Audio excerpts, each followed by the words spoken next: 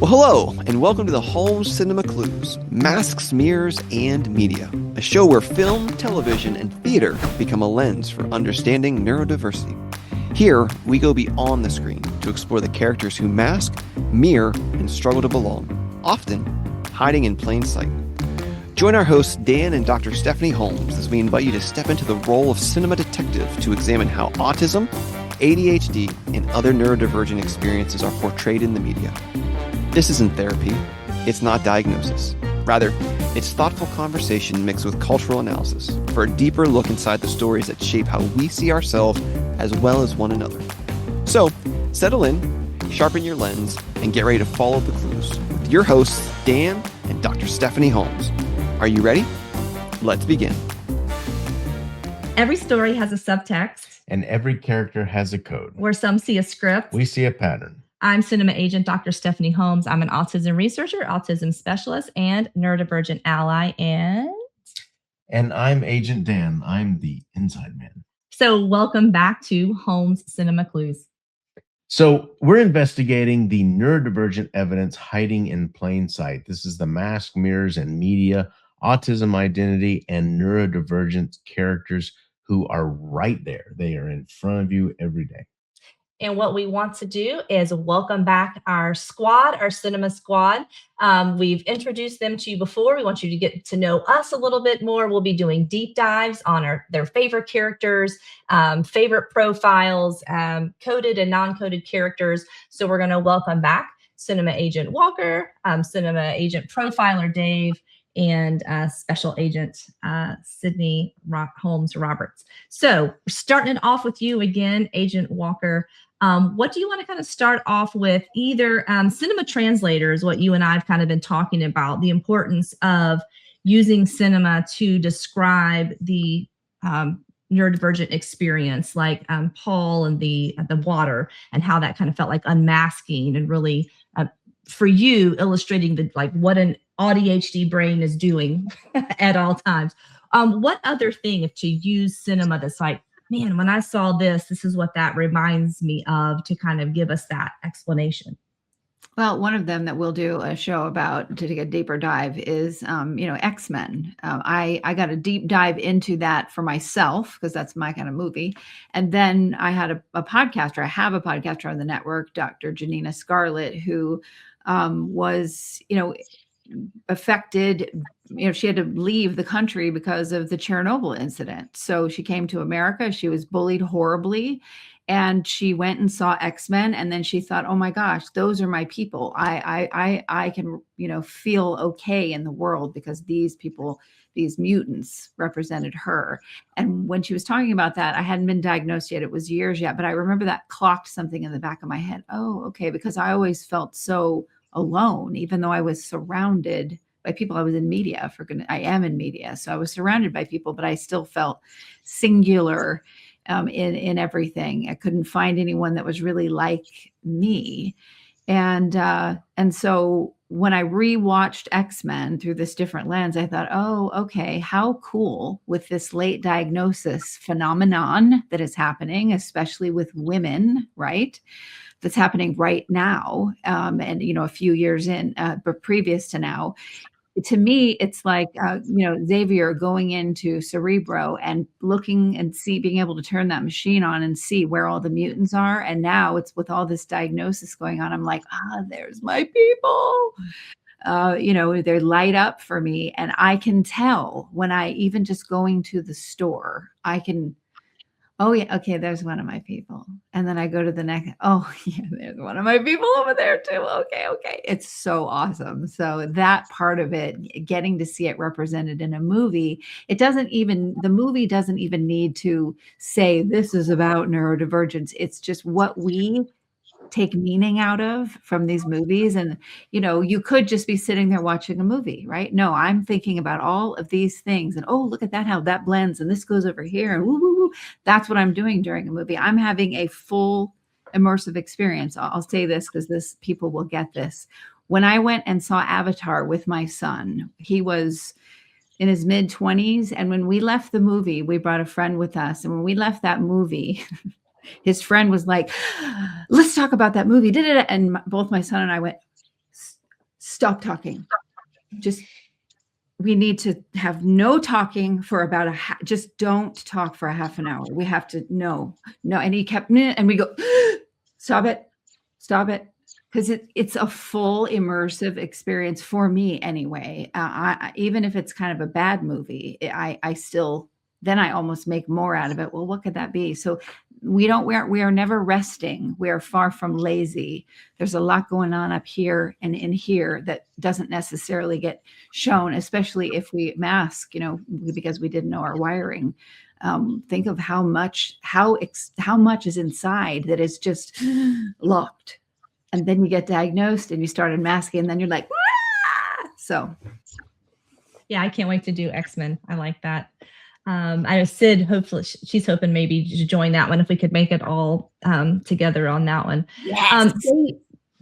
Dave, you started a conversation on our last show about kind of the, it was Rain Man, and then it like went, whoop, it ran dry. And then there's like autism representation, yay. And then it's gone.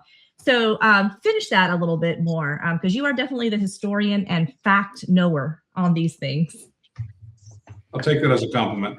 Yes, absolutely. Because of my condition, I don't really know if it's a compliment or an insult. So no, it's a compliment.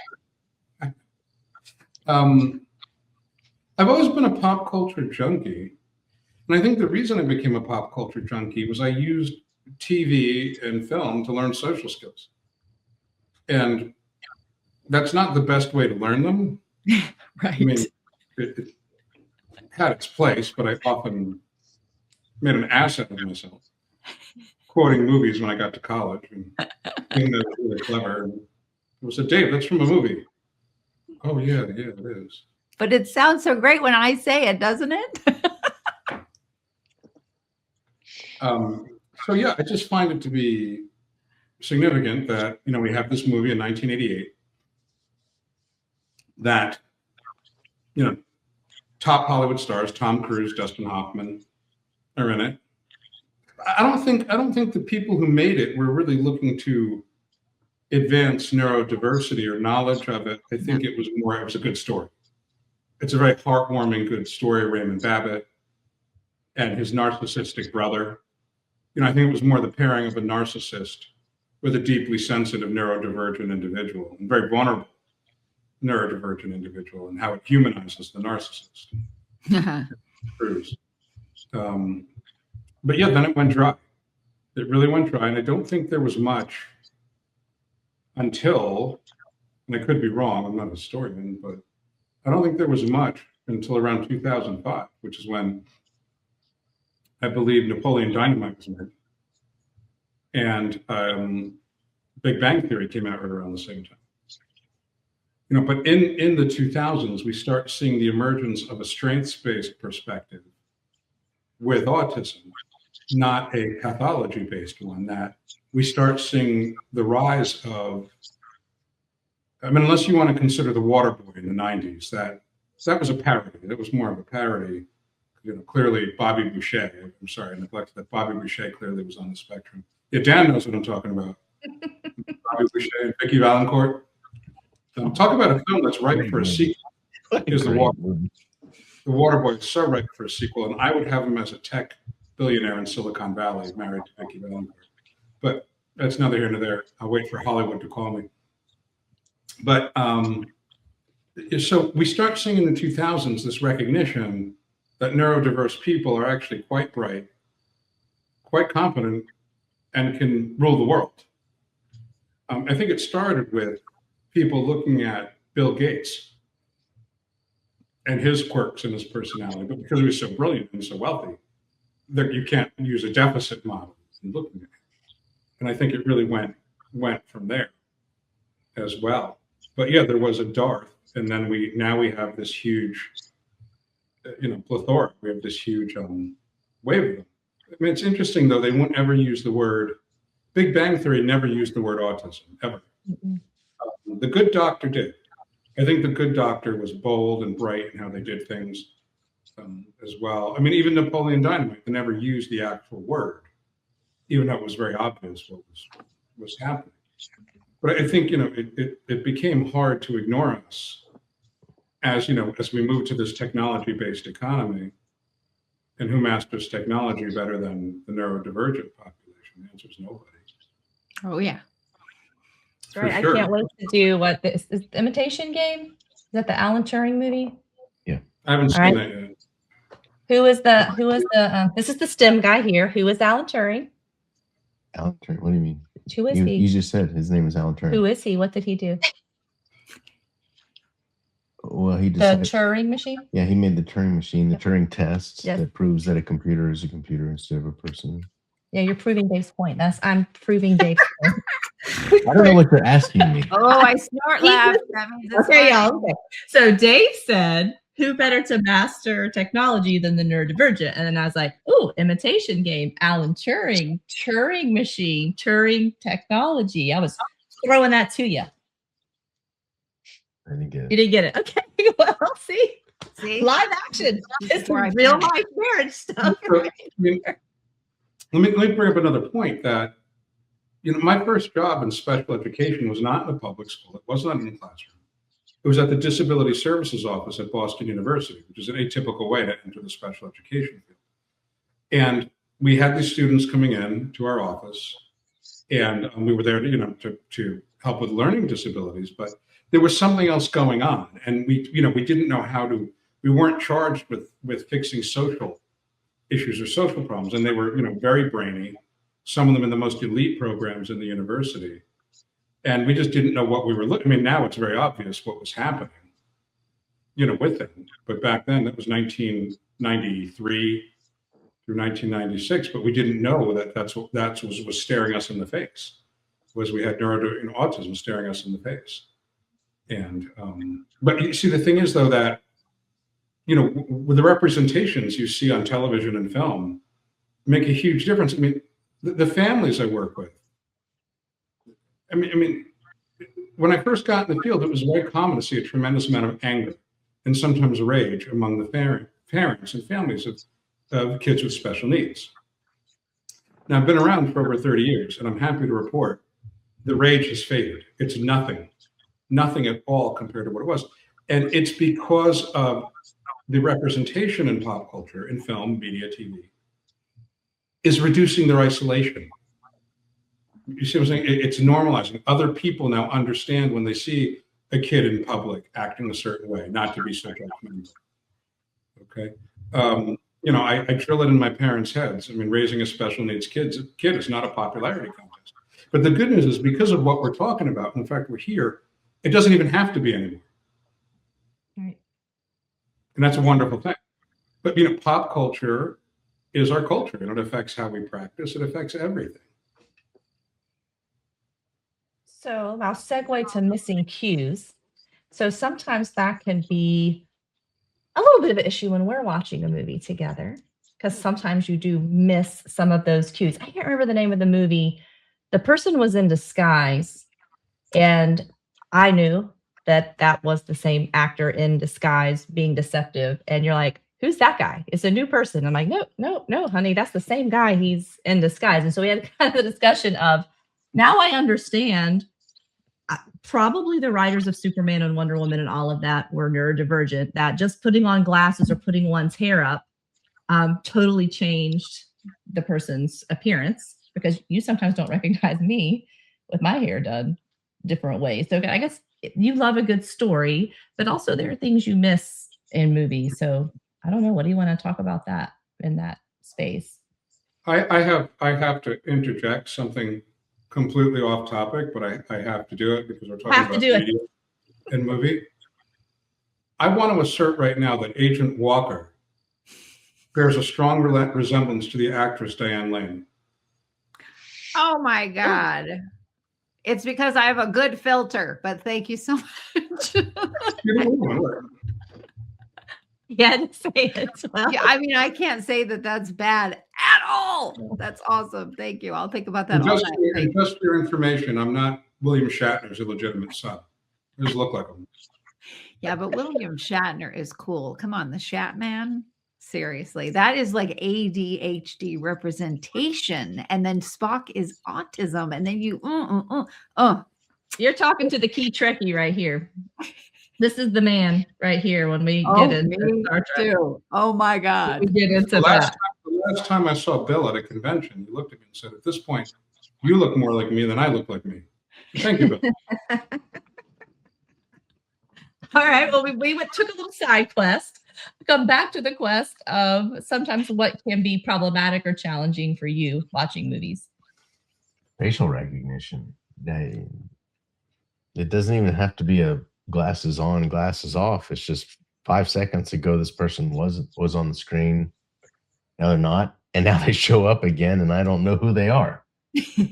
Anybody else have the facial recognition, or when the disguises change or anything, or is that just a Dan? That's a Dan thing. All right, because that is proto-agnasia. Like, Dave, is that proto-agnasia?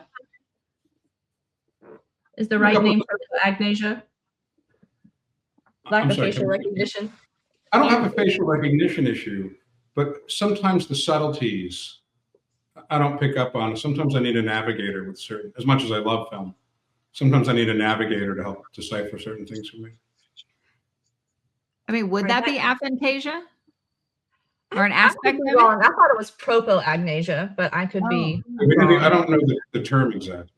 Dan's going to look it up because he's going to have to know with accuracy right now. And you know what? All that it means is that he reroutes data to things that register for his brain, right? And that is not something that is important. So it does to him. So it doesn't need to be online. For me, it's like, I need to notice every little thing, you know? So it's not that one thing is better than the other. All right. He has the correct word. All right. Prosopagnosia. Face blindness is a neurological condition characterized by the inability to recognize faces, affecting approximately 2 to 3% of the population. Oh, look at you! Look at that! Adding to that exceptionality. I landed in the single-digit percentage again.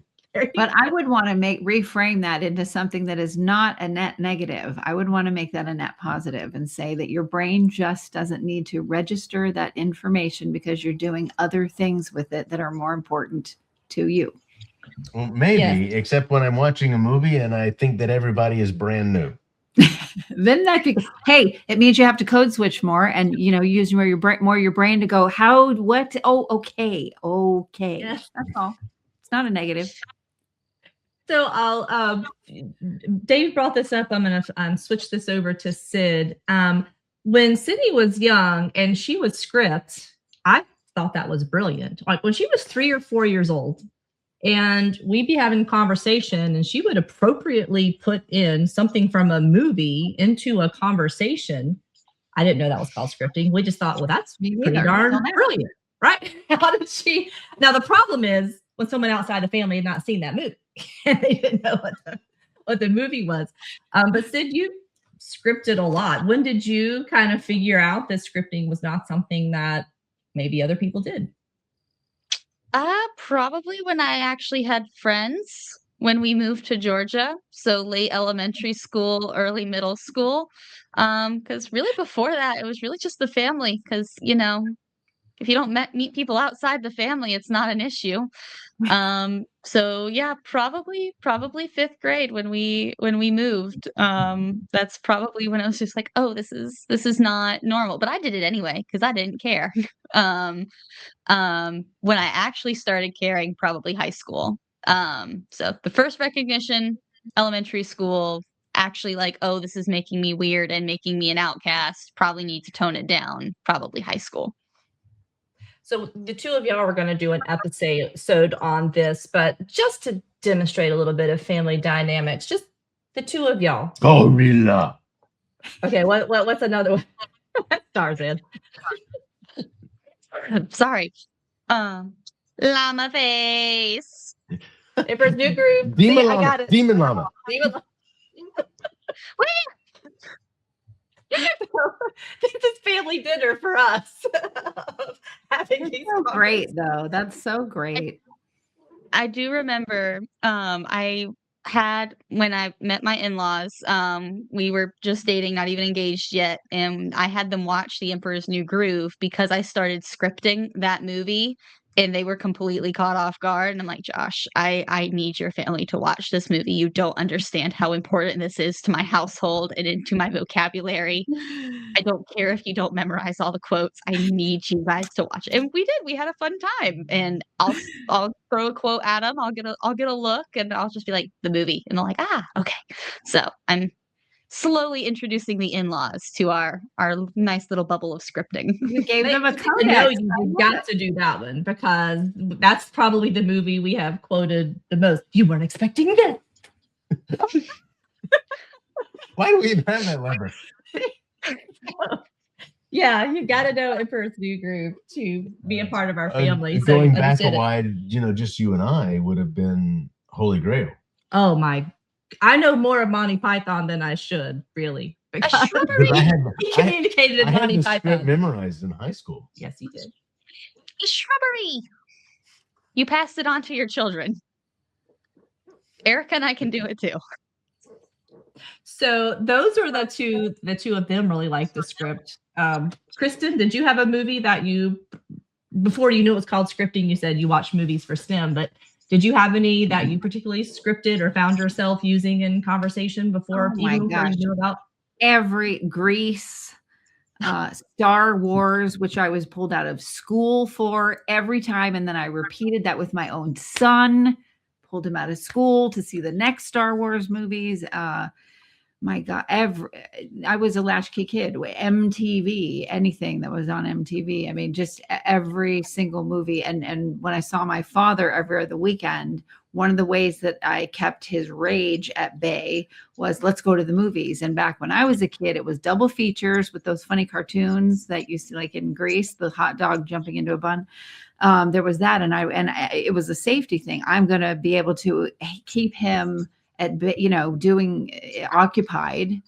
Also completely undiagnosed autism, because he was a child prodigy musician. But anyway, I knew that I'd have 4 hours of time where I wasn't gonna have to deal with his rage. So I took every ounce that I could out of watching those movies and memorizing their lines and singing their songs. I mean, I would purposely, I took the public bus in Southern California, okay, in Orange County. This is not a safe place to take a public bus when you're 9 years old, all the way through 14. And I would be on these buses for 2 hours to get home. And I would purposely get off the bus about a mile and a half before I needed to, so that I could walk down this road where no one could hear me repeating every movie line I could think of, just over and over, and singing and doing all these things and stimming all the way home for because I couldn't handle school.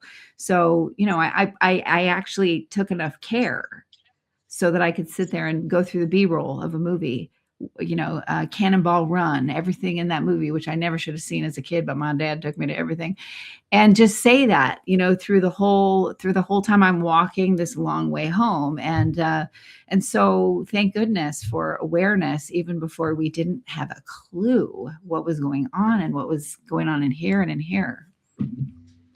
So you found comfort. So like I heard you talked about before, stimming and vocalizations, and so regulation, safety, because I knew I couldn't do that at school. Like Sydney was saying, I could not behave the way that I really was. I didn't feel that I could at school, because the kids that did that were the kids that got made fun of and put in the special classroom, or there wasn't even a special classroom for a while, but they were just the kids that were, the outcasts. And I sacredly was like, I want to be them. And also don't be them, because look at what happens to them. So I did it. I behaved all those ways. I just did it on that bus walk, the walk home after I got off the bus. Yeah, both of my girls will break out in a song at any moment in time. In the now car. I do. Yeah, now I do. It's fantastic. I sing to the forest. Yeah. Dave, you said you kind of learned social skills from movies. Did you have a movie or genre that you tended to script? I remember in college, my big one I pulled from was Harry Met Sally. And I guess I thought I was Harry in that. Oh, who doesn't love Billy Crystal? Yeah. I think it really varied based on the situation. I mean, Star Trek was loaded with philosophy. You know, fool me once, shame on you. Fool me twice, shame on me. That was engineer Montgomery Scott. Now, maybe it was written by a philosopher a long time ago, but I'm going to attribute it to Montgomery Scott. So, you know, certainly, you know, love the science fiction stuff as well.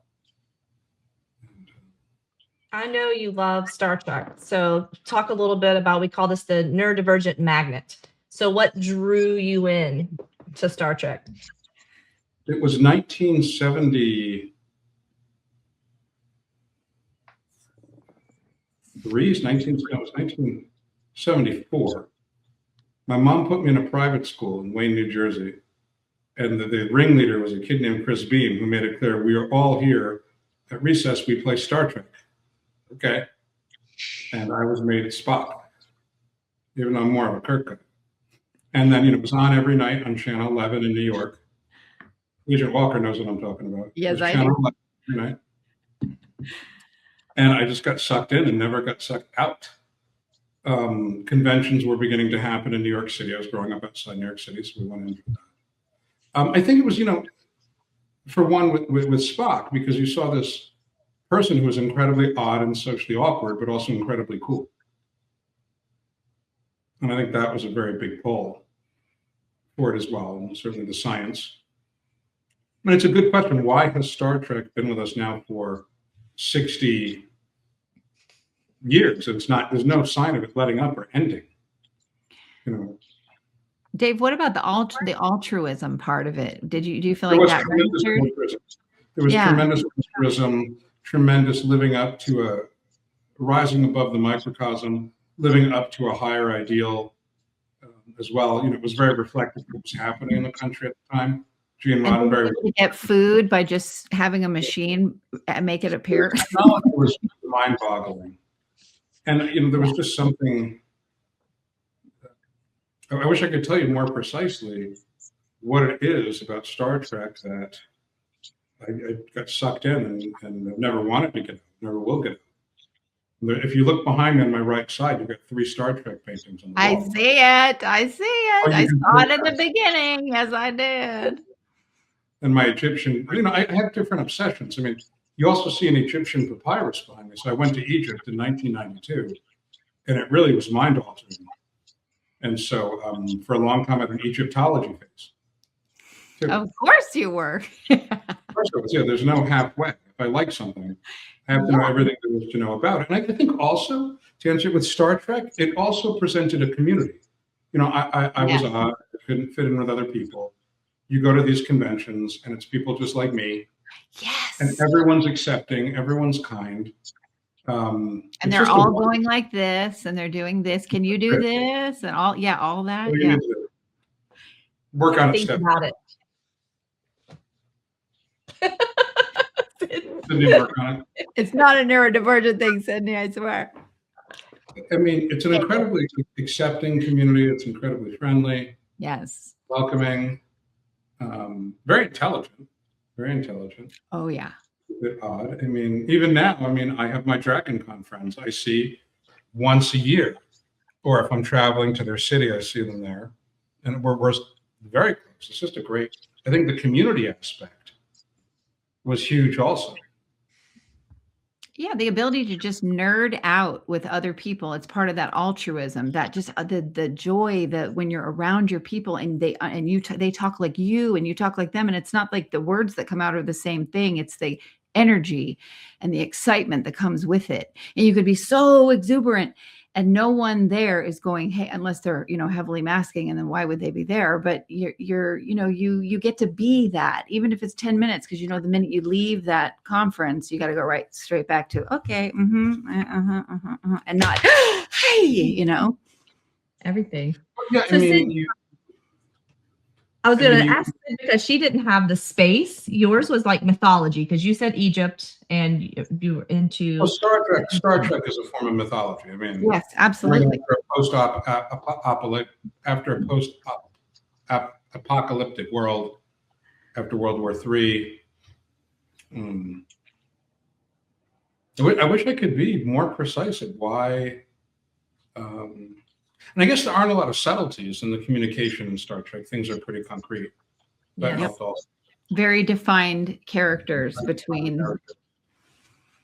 Yeah, well, I'm sure we're going to have a deep dive. We're going to have some deep dives on Star Trek for sure, Dave. Oh, yeah. I feel like that's coming.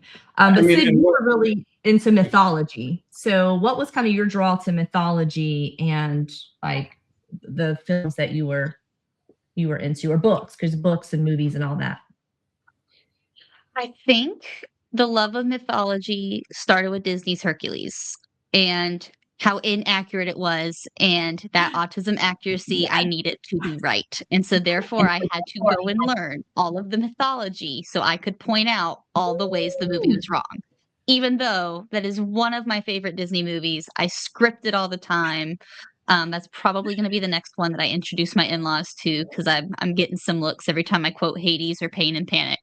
Is my hair out? Okay.